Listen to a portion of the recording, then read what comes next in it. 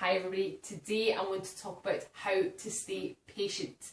The biggest barrier to people not getting the long-term results that they want is a lack of patience.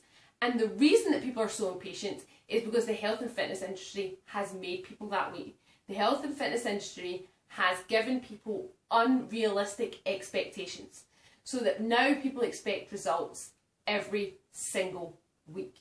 And unfortunately, even if you're putting in all the work, you're training regularly, you've changed your nutrition and you're eating well, unfortunately some weeks you just won't get a good result. It doesn't mean you'll get a bad result, it probably means you'll just stay the same, but that's life. Weight loss is not a linear process. It doesn't just, once you change your habits, the weight just goes like this, down, down, down, and you get the body that you've always dreamed of. If only it were that straightforward in terms of results, you know. The work that you put in does mean you will get the results that you want, but it won't happen week on week. What you have to do to stay patient is to look at the process over initially a 6-week period, then a 12-week period, then an 18-week period, and so on and so forth. You need to look at the weight loss between week 1 and week 6. Perhaps take a picture in week 1, then again in week 6, then again in week 12, then again in week 18. And what you're looking for is just progress.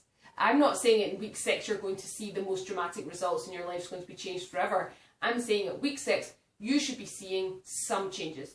And then again in week 12, then again in week 18. And it may be a number of those 6-week blocks down the line before you start to get the results that you actually really want. Because depending how long your journey is, it depends, you know, where you're starting from. So don't expect that in week 2 you see a result, week 3, week 4, week 5. Weight loss just doesn't work that way. And even if you're trying to build muscle, it's a process. It doesn't happen overnight.